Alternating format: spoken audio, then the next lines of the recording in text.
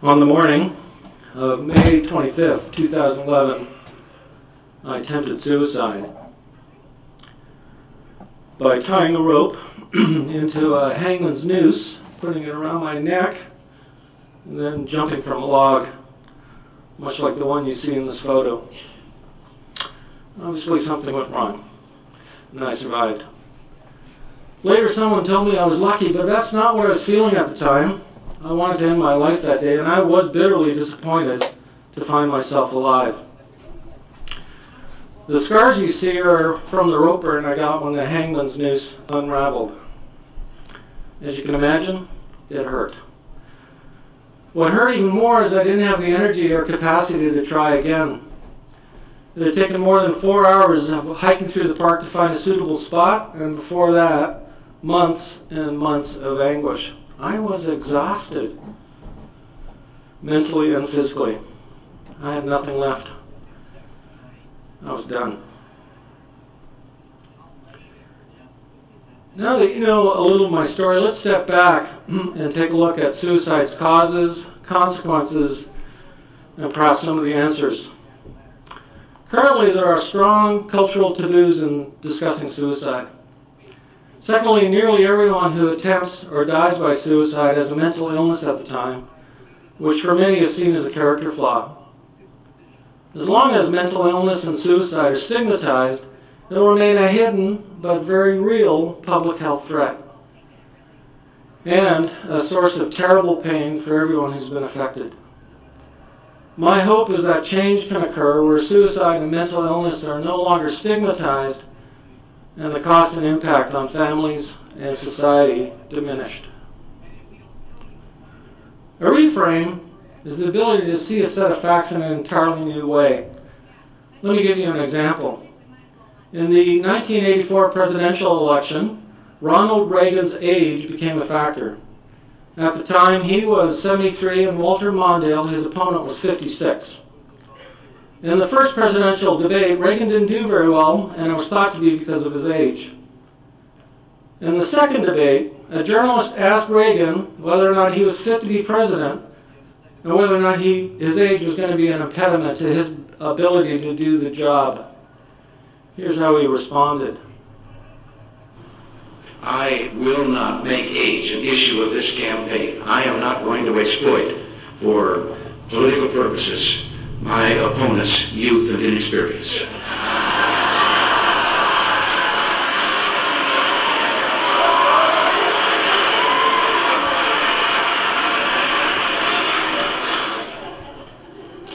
As you can imagine, his age was never again a factor in the campaign. Can you see how we skillfully reframed the facts so that we saw them in an entirely different way? So now that we know about reframe, what are the facts about suicide? This pie chart shows us the leading causes of death in the U.S. for the most current year of 2013. And as you can see, suicide is last on the list and the smallest wedge in our pie chart. So while suicide is a leading cause of death, it doesn't get much of our attention. After all of us have been affected in some way by heart disease, cancer, and respiratory diseases, as well as all the attention these causes get through fundraising and charities. So it's no wonder they stand out in our minds. There are about 40,000 suicides per year on average in the U.S., and about 16,000 homicides. Are you surprised? Are you surprised that there are more suicides than murders? That in fact there are 2.5 times more suicides than homicides? Furthermore, it's believed that for every suicide there are 25 attempts, which is about 1 million per year in the U.S. So even though the number of suicides is startling enough, it's minuscule compared to the number of people like me who've attempted suicide. Suicide has an enormous cost to our society. The Center for Disease Control estimates that on average a suicide costs about $1 million. And that totals $34 billion in medical costs and lost work productivity. Most tragic of all, 6 to 32 surviving family members, friends, and colleagues who will suffer and grieve their loss. So the next time you hear of a murder, let me ask you to take a moment to consider that in that same time, There have been 3 suicides and 75 attempts. When someone commits the murder, it makes the news.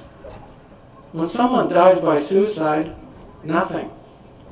It's silence. Yet the facts are, suicide happens much more often and is much more likely to affect our families and our society.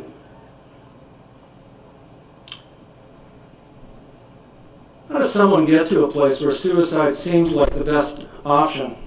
In fact, the only option. Over 90% of the people who attempt or die by suicide have a mental illness at the time, and the most common mental illness is depression.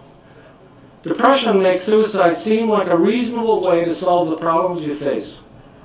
In fact, studies have shown that in 100% of cases, suicide is seen as a solution for emotional pain and hopelessness.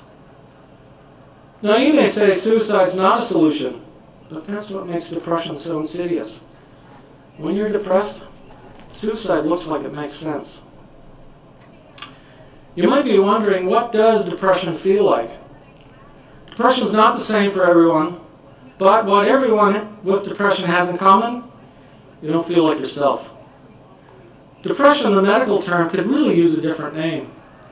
Today we use the word depressed to mean everything from feeling a bit miserable to having a clinical mental disorder, which is a little like comparing someone who's had a paper cut to someone who's had their arm amputated.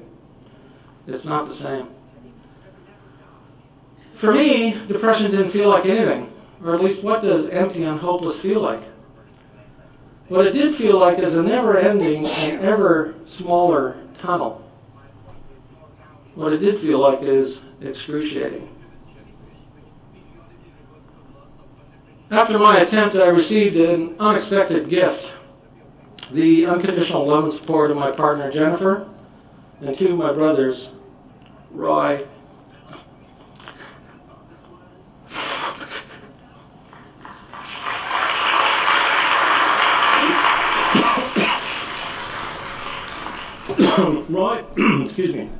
Roy and Jim, with whom she shared my secret.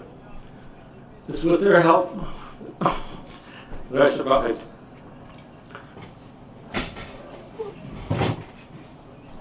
At the time, I didn't think their help was available.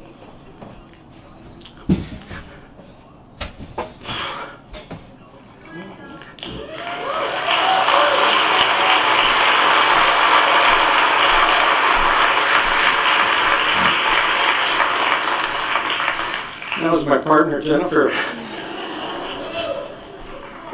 Clearly I was wrong. It's another example of how depression corrodes your thinking.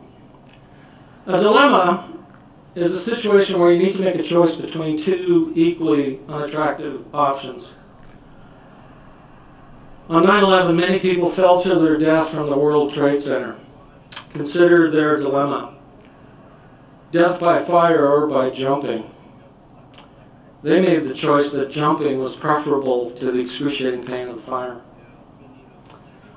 On May 25, 2011, I made the choice that jumping from a log with a rope around my neck was preferable to the excruciating pain of my depression. Now you may wonder, is the pain of the fire and the pain of the depression the same? I don't know. It's hard to know for sure. What I do know for sure is in the throes of our respective dilemmas, we made the same choice. Here's the thing. I understand the situation isn't exactly the same. But let me ask you to imagine the horror that people in the World Trade Center must have faced. And if you can imagine that, then you can also imagine the feeling of being trapped in an intolerable situation. And that's what makes depression sometimes make suicide possible. When thinking about suicide, people often say one of 3 things. First, some people say that suicide is an act of cowardice. Do you think the people that jumped off the World Trade Center took the coward's way out that day? My guess is you don't. No one attempts or dies by suicide because they want to die. Suicide is not an act of cowardice. It's a desperate act to get relief from the pain. Secondly, some people say suicide is selfish. Are the people who get cancer or heart disease selfish? Of course not. Getting a clinical mental disorder affects your ability to think, your mood, and your judgment.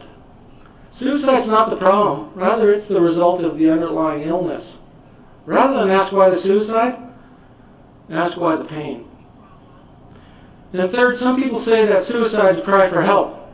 One Harvard study of 286 people found that 42% agreed with the statement, "My suicide attempt was a cry for help. I did not mean to die." The majority, 58%, agreed with the statement, "I made a serious attempt to kill myself. I'm lucky to be alive." In my case, I made a serious attempt, and I am lucky to be alive. Do you know that by the late 1980s, 30 of the 50 U.S. states had no laws against suicide? That by 1993, suicide was largely decriminalized? At the time of my attempt, I had a vague notion that suicide was criminal, which is part of the reason I didn't seek or get medical attention. So how did I get the attention I needed? This is a CT scan. And just for reference, the white spot you see inside the red circle is my spine. And what you're seeing is a cross-section of my body at the level of my liver. The dark spot with the red indicator is a liter of infected fluid. As a result, my liver had expanded, compressing my lungs and stomach so much I couldn't breathe or eat. I had lost 30 pounds in the 6 weeks before this scan was taken. It was on my third attempt at emergency that I finally got admitted to a hospital, and in doing a full medical intake, the facts of the suicide attempt from 3 months earlier became known, and I was given psychiatric care. Isn't it ironic? I did not get treatment for my mental health until I got admitted to a hospital for my physical health. My liver condition gets attention, my mental health condition doesn't. Even me, someone who attempted suicide, had a stigma. The stigma is a mark of disgrace associated with a particular circumstance, quality, or person. And speaking of stigmas, is depression a mental illness or a character flaw? And secondly, who or what do you think of when you think of people with mental illness? Is this what you think of? People living on the margins of society? The only people with mental health issues are people with issues? Or perhaps you think of a man who was thought to have a mental illness who committed the mass shooting at Sandy Hook Elementary in Newtown, Connecticut. Or maybe your model of mental illness is shaped by the movies like One Flew Over the Cuckoo's Nest with that oppressive head nurse Ratched. And that the best way to treat mental illness is with a lobotomy. If that's what comes to mind for you, perhaps it'll surprise you that Jim Carrey, who's made a career of making us laugh, has depression. He's battled it for decades. After returning from the moon, Buzz Aldrin coped with depression. After all, he'd been to the moon and back. What was there left to live for? Hey, do you know that song by Elton John called Someone Saved My Life Tonight? It's about his suicide attempt in 1969. And that Billy Joel has long coped with depression, and in 1970 he attempted suicide. And even tough-as-nails football players like Brandon Marshall can have a mental illness. And with the shocking death of Robin Williams, we learned that he coped with depression and mental illness for decades. So the people with mental illness are not just people on the margins of society. People with mental illness are just like me and some of you. That's right, 1 in 4 people has a mental health problem. And many more people have a problem with that. Let me put it another way. This room holds about 400 people. And that means about 100 of us have had a mental illness in our lifetime. So what I'm going to ask you to do is take a look to your left, look to your right, and as you look to your left and right, try to identify who has the mental illness.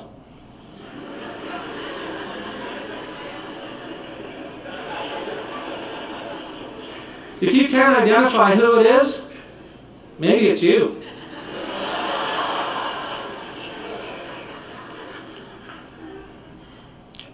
Now's the time to get the facts about mental illness and suicide, because as long as mental illness and suicide are stigmatized it'll remain a hidden but very real public health threat.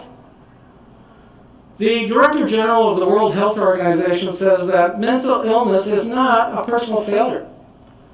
If there's a failure to be found, it's in the way we've responded to people with mental and brain disorders.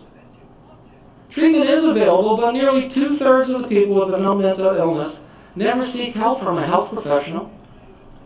Our society and culture will support the people with physical illness, but often not the people with mental illness.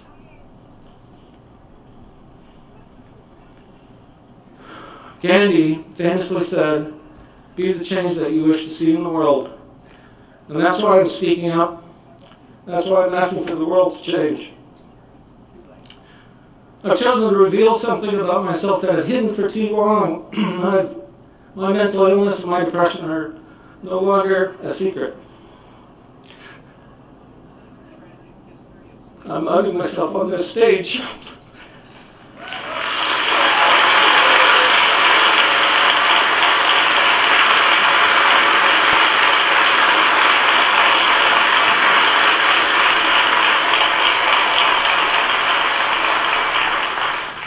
I'm willing to face the stigma because if I'm silent, the stigma just continues to exist. I'm going to offer you 3 ways to end the stigma and be the change that you wish to see in the world. First, change your language. A lot of the stigmas we have show up in the language we use. Using language like psycho, schizo, retard, nuts, loony, spastic, and a screw is loose just perpetuates the myths. Social stigma is pervasive. The U.S. National Medicine Institute has a list of 250 labels people use to stigmatize those with mental illness. Change your language so that it becomes more understanding. Start that understanding by educating yourself. Although the exact cause of most mental illness is not known, it's becoming clear through research that it's a combination of psychological, biological, social, and environmental factors. Mental illness is not a flaw in character. Get the facts so that we can stop the stigma. And third, let's talk about it. The elephant in the room is a metaphor for an obvious truth that's being ignored or unspoken. The best way to deal with an elephant? To name it. Get it out in the open. Let's talk openly about how mental illness and suicide affects us all, either directly or through a family member, colleague, or a friend. Let's talk openly about mental illness and suicide as part of normal life. At the beginning of this talk, I described a reframe as the ability to see the same set of facts in an entirely new way. And that's what I've been able to do, a personal reframe. As Andrew Solomon says in his TED Talk, the opposite of depression is not happiness. It's vitality. I've gone from wanting to die to wanting to live because of my renewed vitality. And that's my hope for this talk, that we as a society can reframe how we view mental illness and suicide. Because as we do, we'll make care, treatment, help and support more accessible, and that'll diminish the costs and impact on our families and our society. Because if not us, then who? If not now, when? Let's recognize that most people who attempt to die by suicide don't want to die. They just want relief from the pain. Rather than ask why the suicide, ask why the pain. Let's see mental illness for what it is. It's an illness, just like any other. Everyone with an illness deserves care, help, treatment, and support. The reframe in how we view mental illness and suicide starts with us. It starts with me. It can start with you. Are you willing to join me? Let's change the world.